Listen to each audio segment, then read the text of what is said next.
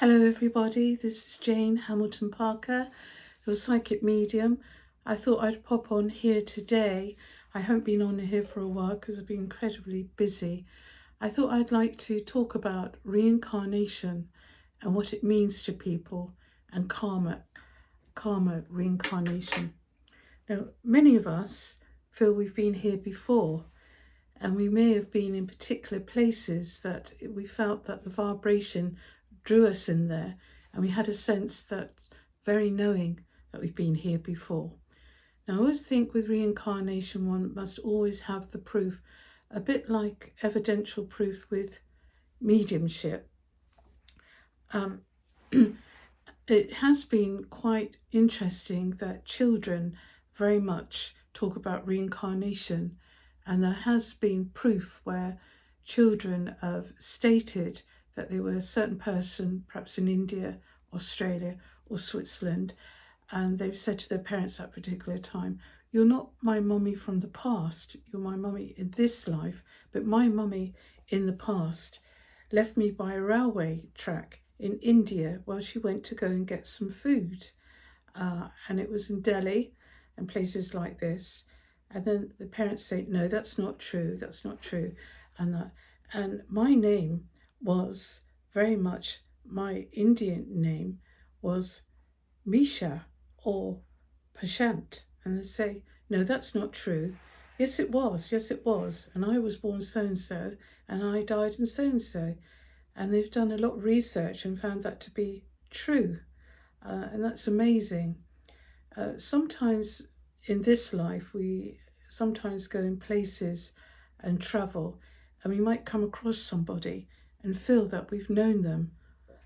We don't know how we've known them, but we get that gut feeling in the solar plexus here that person, and we can connect with them. Now, is this all karmic from the past incarnations? Is this for something that happens to everybody or some people in their lifetime? It's very interesting that we come across people like that. Just seeing its recording. Yes. I can remember I've always been drawn to Italy and also been drawn to India. And I've often wondered if that went back to a past life. I know my grandmother used to have an affinity with India. With her cooking, she used to add curry powder, even if it was the potatoes and things, and was very drawn to peacock feathers because she liked the third eye in them. And very much, she's very superstitious as well. And in talking about Italy, I've always drawn to Italy, the beauty, and very much the pre-Raphaelite paintings and the lovely art and the religious icons and the religious paintings, and very much one's going into a church or a chapel and you see the most incredible, beautiful paintings of Christ and his disciples, and I was drawn to it as if I knew every particular one of those, and with her energy felt as if it was blending. And then also in Italy, it's certain things that you're drawn to people, but it's like you connect. If you can't speak the language or you can speak a bit of Italian, it's as if you connect with that person, you've got a greater understanding. And the same like with animals. I mean, we have a place in Italy where there's a wonderful dog he's quite old, about 16. He visits us when we're there. I call him Norman. It's obviously not his name, but he looks Norman to me. And he sits by my foot, and I'll give him something to eat and just pat him on the head. And he's quite satisfied with that, because every time we stay there, he comes running down the road. He's quite old, so pleased to see us. And it's like his senses and his vibration is in tune with us. And I think that's quite lovely that he comes to visit us. The place that we live in, Altino, in Abruzzo, in Italy, is got a nice energy. It's a medieval village, and it feels as if we belong there. And it's got a natural spring that runs through it. And it's a very small village. We just have a coffee shop, greengrocers, and they had the most wonderful festivals there.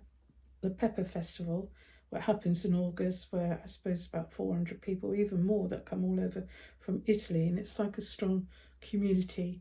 And it's like with the Italians, if you try and you make an effort and you try to speak to them, they're very welcoming. So this place we got in Italy, it's like there was a connection the moment we stepped over this property. We didn't know how big it was. We just bought it online, took a risk, and the cellars are absolutely huge, which we're going to big 5 cellars and make into a wellness centre and a spiritual centre. And it feels like it's been waiting there for us in a strong connection. And the people that had it before never had children. The lady came from a very wealthy background, and the husband was a mayor and also a doctor. And they done good things. They were good people. They had a village school built for children and very charitable things. And there was a nephew it was left to on the husband's side, which was his sister's son. He wasn't interested in it anymore because he had a villa and once again was quite wealthy. But it had a nice energy in there, and it felt connection. It felt like the people were quite spiritual, very good people. And it's like everything comes together like it's meant to.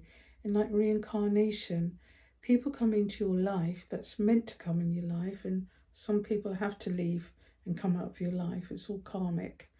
But reincarnation is a fascinating thing, really. You don't know how many Henry VIIIs I've met in this life, or Anne Boleyn's, that said they were that. Well, so be it. Who am I to say they are and they're not? But you come across certain people that it makes sense that you're drawn to.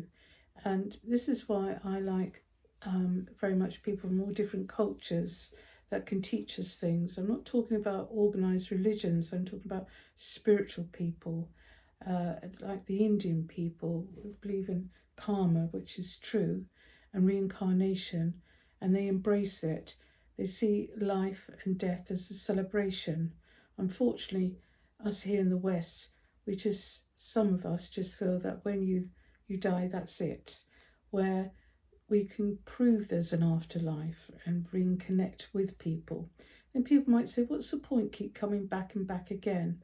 Well, it's lessons while we're on earth. It's lessons that we have to knowledge, and we have to be awakened, and we have to help many souls, many people, and perhaps with compassion and with love. I mean, the world at the moment in the year 2025 seems to be dark forces working everywhere, and terrible things and tragedies.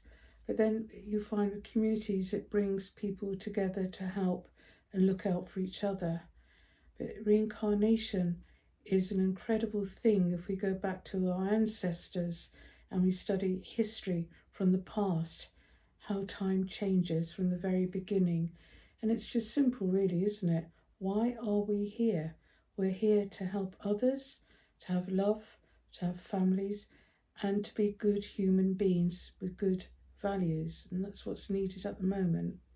Now, people think, oh, well, I must have done something terrible in a previous life because I've had nothing but bad luck and all these things happening to me. But there again, it's test, and you have to be strong. My mantra is, think like a man, be a woman, but be fearless and fight like a tigress. And that way it won't go wrong. And to not be afraid of anything and embrace things. Everything put down to experience. Everything is a test in this life. And even the negative people is a test. It's like learning and putting it to experience. It doesn't mean we've got to go on that level. We have to go on a higher vibration, higher energy to embrace things in this life. It doesn't mean if people choose a particular religion, the karma's cleared. No, it's not. It's like, do good charitable things in this life. You don't know how people have suffered. And if we see these people on the street, they could have been sexually abused, a divorce, or they could have had a mental breakdown. We've got to have compassion and have love.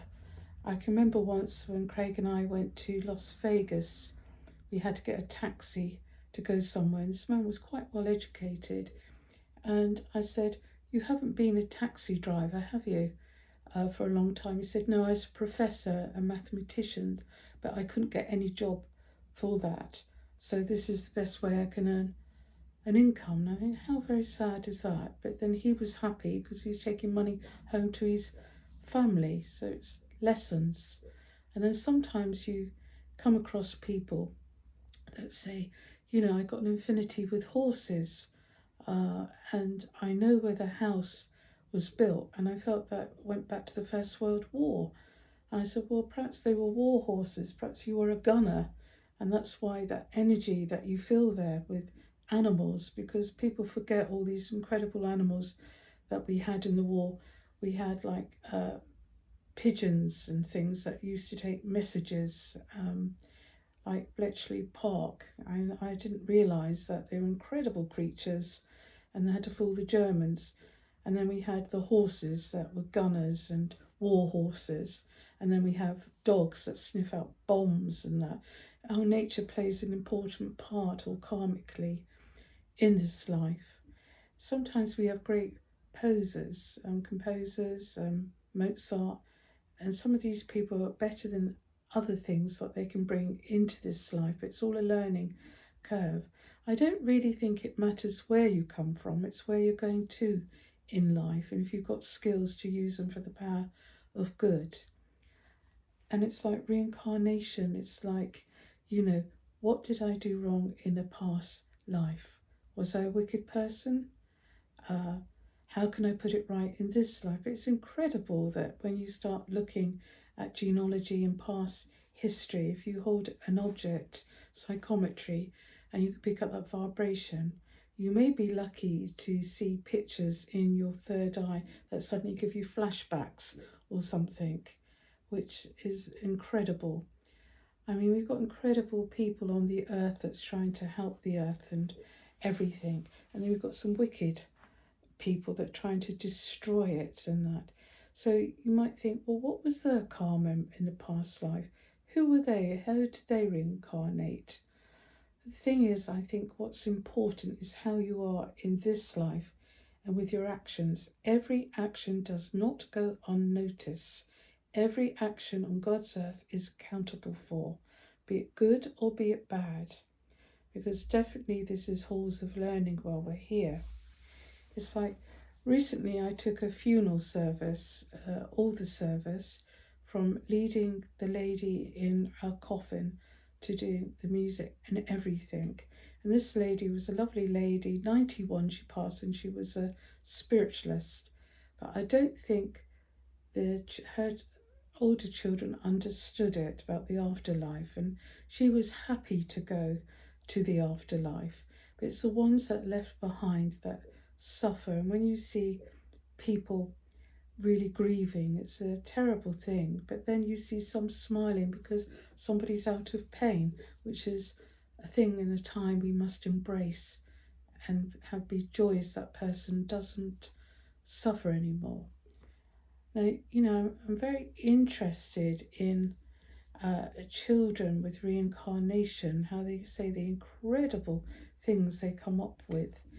It's like recently we went to a Viking festival, and I do dress up like Lagertha, a shield maiden, to be fun for the grandchildren, because they like going to all these pagan things, and it's quite fun to actually be a child again, if you like, and to enjoy it. Craig won't do that, he just doesn't want to dress up. I think it's quite fun. And then you look at these ancient things and think, why are people drawn to that period? Vikings, Romans, and all these things. It might have been because they lived that life in a past incarnation, and that's why in this incarnation is a joy to bring all that forward, because life is an illusion at times here on earth, isn't it? I mean, we're all passing through, paying ground rent one way or another. But it does intrigue me. I remember a little boy coming up to Craig. We were in Dorset, and I like looking at crystals and fossils, and I was in this particular shop, and this really quite beautiful, angelic looking little boy, he must have been about 7 or 8. he walked up to Craig. He said, I was this in a past life, and this isn't my real mummy or daddy. But he said, but I have to put up with them in this life. And he was giving names and everything. And his mother approached us, said, he's always talking about that. And I'm sorry about that. He's stopping you talking. And Craig said, no, that's quite all right. I find it very fascinating and interesting. And then he was talking about what his life was. And he's talking, he was under this particular king, Saxon's king, and that he had to do this and save his family, and how they burnt this village and everything. We were most intrigued with this, and when we went back, actually we found historically it was absolutely spot on. There's no way a little boy 7 or 8 could have remembered all that. And it was just fascinating. It was a natural thing. You just came out with it. And then you got children that are going to a particular place and said, don't go in that place, that church. Don't go in there because they've done bad things in there, wicked things, and they burnt people, and they put them on crosses and burnt them. Well, actually, they did used to burn people as human torches in the Roman times. And it's incredible that I find that a child can tell you these things and that. And nobody's put it into their brain. It just comes up naturally. Have you had personal experiences of reincarnation? Who do you think you were in a past life? I mean, I quite like watching that program, Who Do You Think You Are? And like some of these celebrities think they come from noble aristocratic family, and they get quite shocked when they find that the people that they thought that was famous in their life turned out to work in a factory or was down the mines and things. It's still fascinating though, how people's lives interact and change. But I'd like to hear, who do you think you were in a past life? Have you had proof of that? Had you gone through parish records? Had you gone to, like years ago, they used to have old family Bibles, and they used to have Baptist forms in there and all kinds of things. And it was fascinating. And sometimes our lines have been broken down through marriages, through workhouses, and through the Victorian times, Regency times. It's fascinating to find all this, where you look at your ancestors and you find who they link up with. I would love to hear from you. I will come on here more because I've got more time on my hands now, because I'm quite busy doing readings and filming. But when I get the opportunity, I'd love to connect with all of you. Now I'm going to say goodbye to you.